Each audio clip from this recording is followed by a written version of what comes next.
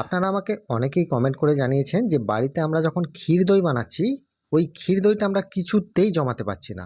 কারণ দেখুন, এই ক্ষীর দই বানানো আর নর্মাল মিষ্টি দই টক দই বানানো কিন্তু দুটো ব্যাপার কিন্তু সম্পূর্ণ আলাদা। ক্ষীর দইয়ের যে দুটো পদ্ধতি আছে সেই পদ্ধতিটা না জানলে ক্ষীর দই আপনি কখনোই বাড়িতে বানাতে পারবেন না।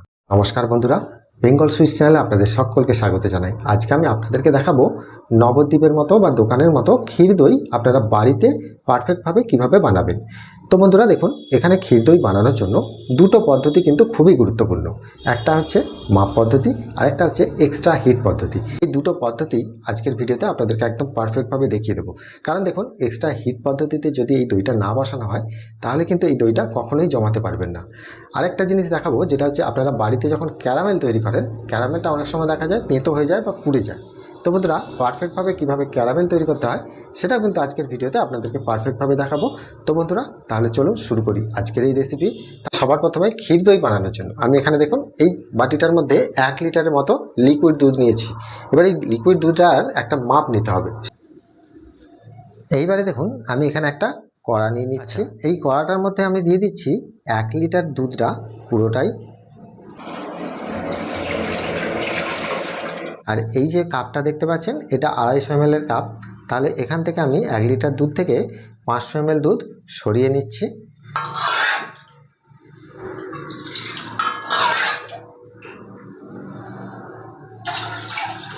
তাহলে এখানে আপনারা দেখতে পাচ্ছেন যে এই কড়াটাতে কিন্তু 500 ml দুধ আছে আর এই বাটিটাতেও 500 ml দুধ আছে।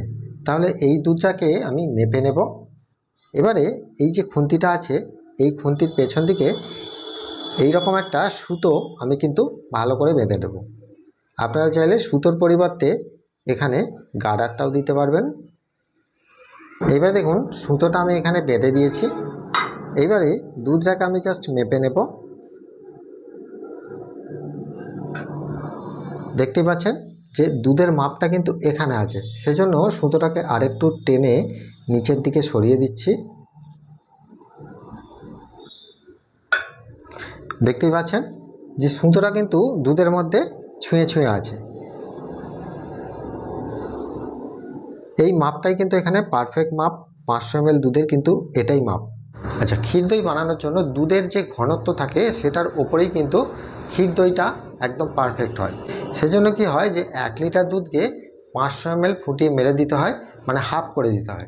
আপনারা হয়তো বুঝতে পারবেন না, আপনাদের মনে টেনশন থাকবে যে এটা কতক্ষণ ফুটিয়ে মারলে তবে কিন্তু 500 ml দুধ ফুটে মরবে। এই মাপের মাধ্যমে করলে কি হবে, যে মাপটা যখন এসে যাবে আপনারা কিন্তু বুঝতে পেরে যাবেন যে এটাই কিন্তু একদম পারফেক্ট ক্ষীর দই তৈরির সহজ মাপটা কিন্তু এসে গেছে। আর তখন আপনাদেরকে ফুটিয়ে মারতে হবে না। এটা কিন্তু খুবই সহজ একটা পদ্ধতি। এই রকম মাপেতেই কিন্তু আমি দুধটা ফুটিয়ে মারবো। সেজন্য আমি এই সেটটাকে তৈরি করে রেখে দিলাম। এরপরে দেখুন, এখানে আমি বাকি দুধটা কিন্তু দিয়ে দিলাম। এই লিকুইড দুধটার সাথে আমি একটু গুঁড়ো দুধ কিন্তু মেশাচ্ছি। গুঁড়ো দুধটা মেশালে কী হবে, দইয়ের যে একদম ভেতর পর্যন্ত জমাটিটা খুব ভালো হবে। সেজন্য আমি এখানে 3 থেকে 4 টেবিল চামচের মতো এখানে গুঁড়ো দুধ দিয়ে দিচ্ছি। সাধারণত 50 গ্রামের মধ্যে দিলেই হবে।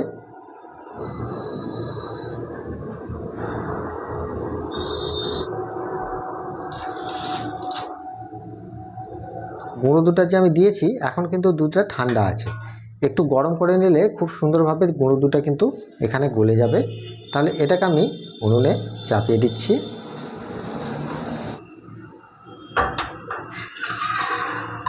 আচ্ছা, এবারে দেখুন গুঁড়ো দুধটা খুব সুন্দরভাবে কিন্তু এখানে গলে গেছে। এবারে গ্যাসের ফ্লেমটাকে আমি একটু বাড়িয়ে দিচ্ছি। এইবারে দেখুন দুধটা আমার খুব সুন্দরভাবে ফুটে উঠেছে। এবারে দুধটা এইভাবে ফুটে ওঠার পর আমি কিন্তু গ্যাসের ফ্লেমটাকে একদম লো করে দেবো।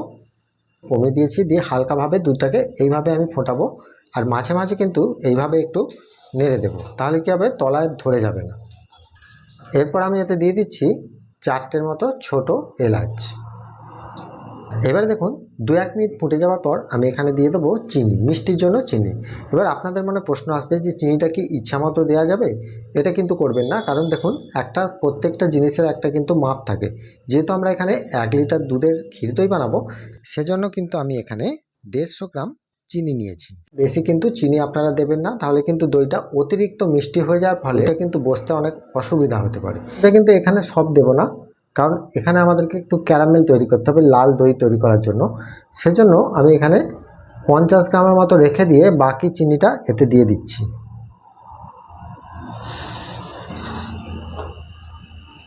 আচ্ছা, দুধটা ফোটাতে ফোটাতে মাঝে মাঝে কিন্তু এই খুন্তিটা মাঝে মাঝে ডুবিয়ে দেখে নেবেন যে কতটা দুধ ফুটে মরেছে বা এই মাপে এসে গেছে কিনা, সেটা মাঝে মাঝে দেখে নেবেন, তাহলে আপনাদের সুবিধা হবে। দুধটা কিন্তু অনেকক্ষণ ধরেই ফুটছে। আমি কিন্তু মাঝে দু একবার দেখে নিয়েছিলাম যে সঠিক মাপটা এসেছে কিনা। তো এবারে দেখুন আমি একবার এখানে গ্যাসের ফ্লেমটা একবার কমিয়ে দিচ্ছি। আচ্ছা, এবারে দেখতে পাচ্ছেন যে এখানে কিন্তু মাপটা একদম পারফেক্ট এসে গেছে। আমি যে প্রথমে মাপটা নিয়েছিলাম 500 ml দুধ কিন্তু এখানে ফুটে মরে গেছে। এরপরে আর আমি ফোটাবো না, এবার আমি গ্যাসের ফ্লেম একদম অফ করে দিচ্ছি। দইয়ের দুধটাকে কিন্তু ঠান্ডা করতে হবে। কতটা ঠান্ডা বা গরমের মধ্যে দই বসাতে হয় সেটাও কিন্তু আমি বলে দেবো। তার আগে এটাকে আমি নামিয়ে দিলাম। এবারে আমি এখানে ক্যারামেলটা তৈরি করে নেব। লাল দই তৈরি করার জন্য ক্যারামেল তৈরি করতে হবে, সেজন্য আমি এখানে একটা জায়গা বসিয়ে দিচ্ছি। এরপর যে 50 গ্রাম চিনিটা আমি রেখেছিলাম সেটা আমি এখানে দিয়ে দিচ্ছি। এবার দেখুন চিনিটাকে আমি খুব সুন্দরভাবে এই জায়গাটার মধ্যে মিলে দিয়েছি আর গ্যাসের ফ্লেমটাকে একদম লো করে দিয়েছি। আস্তে আস্তে আমি অপেক্ষা করব চিনিটা গলে যাওয়ার জন্য। এবারে দেখুন চিনিটা খুব সুন্দরভাবে মেল্ট হতে শুরু হয়ে গেছে, দেখতেই পাচ্ছেন লাল লাল হচ্ছে। আর এই পর্যায়ে আমি একদম গ্যাসের ফ্লেম কমিয়ে দিয়ে আমি এটাকে একটু ভালো করে নেড়ে নেব। তো এখানে দেখতে পাচ্ছেন যে চিনিটা খুব সুন্দরভাবে গলে গেলেই এটাকে কিন্তু একদম লো করে দিতে হবে। আচ্ছা, ক্যারামেলটা যে পারফেক্ট হয়েছে সেটা আপনারা বুঝবেন কিভাবে? দেখুন ক্যারামেলটার উপর দিয়ে একটা ফেনার মতো আসতে শুরু হয়ে গেছে, দেখতেই পাচ্ছেন। এই পর্যায়ে কিন্তু গ্যাসের ফ্লেমটা আমি একদম অফ করে দিচ্ছি, কারণ এই ফেনাটা এসে যাওয়া মানে ক্যারামেল এখানে পারফেক্ট রেডি। এর থেকে বেশি কিন্তু আমি কিন্তু গ্যাসের ফ্লেম যদি বাড়িয়ে রাখি তাহলে কিন্তু ক্যারামেলটা পুড়ে যেতে পারে। আচ্ছা, এরপরে দেখুন হাফ কাপের মতো আমি জল নিয়েছি, দেখতেই পাচ্ছেন। এই হাফ কাপ জলটা এই ক্যারামেলের মধ্যে আমি দিয়ে দেব, কিন্তু এটা একটু সাবধানে দেবেন কারণ গরম আছে, ছিটকে পড়ে যেতে পারে।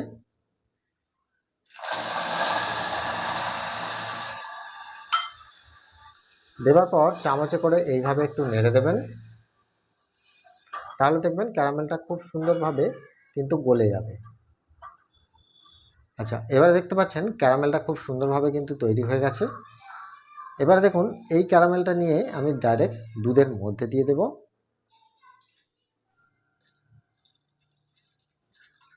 দেওয়ার পর এটাকে আমি খুব ভালো করে একবার মিশিয়ে নেব। দেখতে পাচ্ছেন দুধের কালারটা কত সুন্দর চেঞ্জ হয়ে গেছে। দুধটাকে আমি এইভাবে একটু ফেটিয়ে নেব।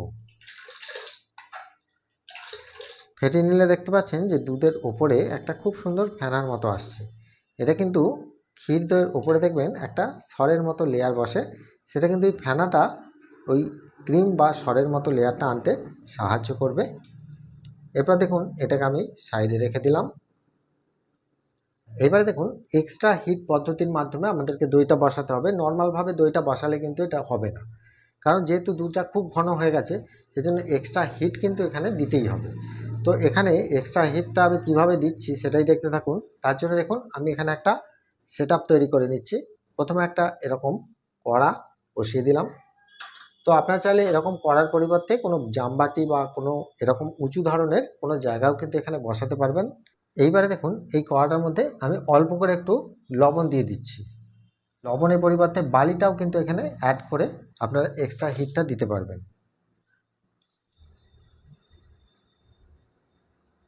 আচ্ছা, এবারে দেখুন দইটা বসানোর জন্য আমি এখানে মাটির পাত্রটা নিয়েছি।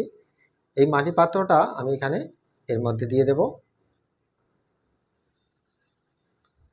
আর এখানে আরেকটা ছোট মাটির পাত্র নিয়েছি, যদি এখানে ভর্তি হয়ে যায় তাহলে এটা দিতে পারবো।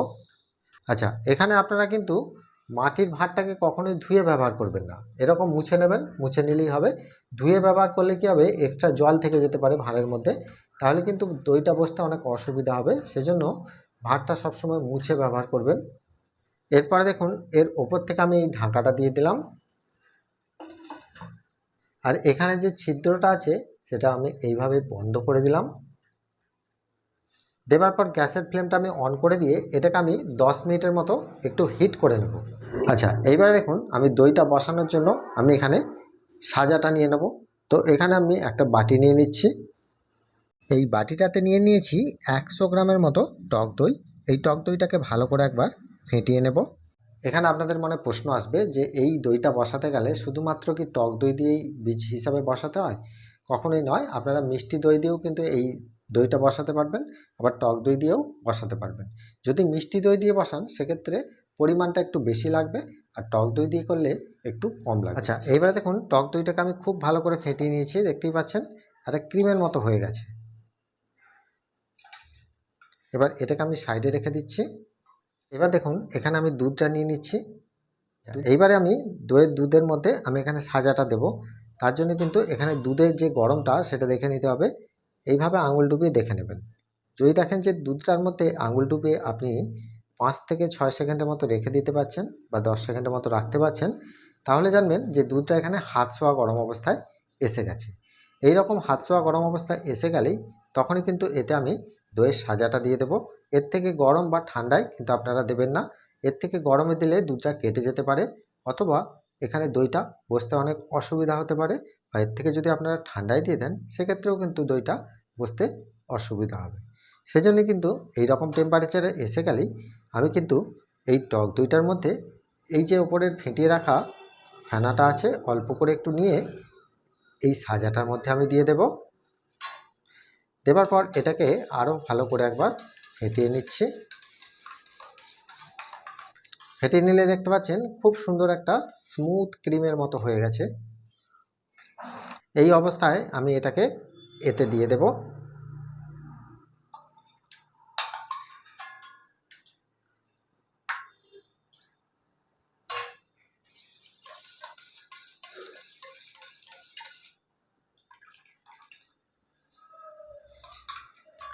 সাজাটা দিয়ে দেওয়ার পর এটাকে খুব ভালো করে একবার গুলিয়ে নেবেন। সাজাটা রেডি করে নেওয়ার পর আমি এবার এই ভাঁড়ের মধ্যে দুধগুলো দিয়ে দেব। তো এখানে গ্যাসের ফ্লেমটা অফ করে দিয়েছি। দেওয়ার পর এর ওপর থেকে আমি ঢাকাটা খুলে নিচ্ছি। দেখতেই পাচ্ছেন খুব সুন্দর একটা তাপ বেরোচ্ছে, তার মানে এটা খুব সুন্দর হিট হয়ে গেছে, আর ভাঁড়গুলো দেখছেন খুব গরম হয়ে গেছে।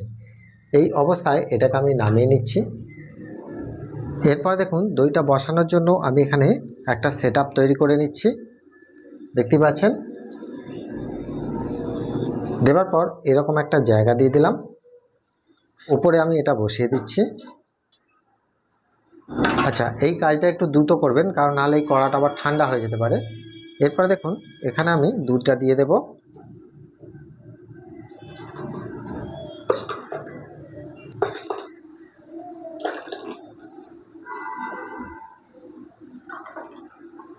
আচ্ছা, আপনারা নিশ্চয়ই ভাবছেন যে এখানে 500 গ্রামের বেশি দই কেন হয়ে যাচ্ছে। দেখুন এখানে দইয়ের সাজাটা দিয়েছি, ক্যারামেলটা দিয়েছি, জল দিয়েছি, সেজন্য কিন্তু এক্সট্রা কিন্তু এখানে দইটা বেড়ে যাচ্ছে। ক্যারামেলে যে জলটা আছে সেটাও কিন্তু ধরতে হবে, আর এখানে যে সাজাটা আছে সেটাও কিন্তু ধরতে হবে। সেই হিসাব করলে দইটা কিন্তু এখানে একটু বেশি হবে। আচ্ছা, এবারে দেখুন এই পর্যায়ে এর ওপরে আমি একটা ঢাকা দিয়ে দিচ্ছি। এই ঢাকাটা আমি দিয়ে দিলাম। ঢাকাটা দিয়ে দেওয়ার পর আমি কিন্তু এই র্যাকটাকে এর মধ্যে খুব ভালো করে ঢাকাটা দিয়ে দেব। ভেতরের যে গরম হাওয়াটা সেটা যেন বাইরে বেরিয়ে না আসতে পারে, আর বাইরের ঠান্ডা হাওয়াটা ভেতরে যেন প্রবেশ না করতে পারে। তাহলে কিন্তু ভেতরের যে পারফেক্ট গরমটা সেটা ধরে থাকবে। এটা অন্ততপক্ষে টাইম লাগবে 6 থেকে 7 ঘন্টা। তারতম্য অনুযায়ী এটা কিন্তু 1 ঘন্টা বেশিও লাগতে পারে। এবারে দেখুন দইটা যে আমার এখানে জমেছে সেটা বোঝার জন্য এখান থেকে খুললে আপনারা বুঝতে পারবেন যে সাধারণত দেখবেন এরকম হাতে করে নেবেন, নেওয়ার পর একটু হালকাভাবে নাড়া দেবেন, খুব বেশি নাড়া দেবেন না, কারণ এটা এখন নরম আছে। হালকাভাবে নাড়া দিয়ে যদি দেখেন যে একটু থলথল করছে না, একদম সেট হয়ে গেছে, তাহলে আর কিচ্ছু করার দরকার নেই। যদি মনে হয় যে এখানে একটু থলথল করছে বা সেটটা হয়নি, সেই ক্ষেত্রে কি করবেন, ওই সেটটা অবস্থায় গ্যাসের উনুনে চাপাবেন, 5 থেকে 10 মিনিট একটু হিট করে নেবেন। নেবার পর আবার যথারীতি চাপা দিয়ে রেখে দেবেন 2 থেকে 3 ঘন্টা। এখানে আপনাদেরকে আমি একটা কথা বলে দিই, এই ক্ষীর দইয়ের প্রসেসটার জন্য সাধারণত এখানে 6 থেকে 12 ঘন্টা পর্যন্ত টাইম নিতে পারে। এখানে আমার টাইম নিয়েছে মোট 8 ঘন্টা। এবার দেখুন 8 ঘন্টা পর দইটাকে আমি খুলে নিয়ে আমি ফ্রিজে রেখে দিয়েছি। আর কতটা সেট হয়েছে শুধু দেখুন, হাতে করে ঝাঁকাচ্ছি তবুও কিন্তু দইটা পড়ছে না। আর কেটে দেখুন কত সুন্দর ভেতরে জমাটি, মানে চামচে করে উঠছে না, মানে এতটাই চাপ হয়ে বসে গেছে। তাহলে একবার এই পদ্ধতিটা ধরে বাড়িতে ক্ষীর দইটা বানিয়ে দেখুন, একদম নবদ্বীপের মতো মিষ্টির দোকানের মতোই কিন্তু হবে। তো বন্ধুরা, আজকের এই রেসিপিটা আপনাদের কেমন লাগলো সেটা আমাকে প্রত্যেকবারের মতো কমেন্ট করে জানাবেন। আর ভিডিওটা দেখার পর অবশ্যই একটা লাইক করবেন, বন্ধুদের মাঝে শেয়ার করবেন। যদি আপনারা ইউটিউব থেকে দেখেন তাহলে একটা সাবস্ক্রাইব করে রাখবেন, আর যদি ফেসবুক থেকে দেখেন তাহলে একটা ফলো করে রাখবেন। ভালো থাকবেন, সুস্থ থাকবেন। নমস্কার।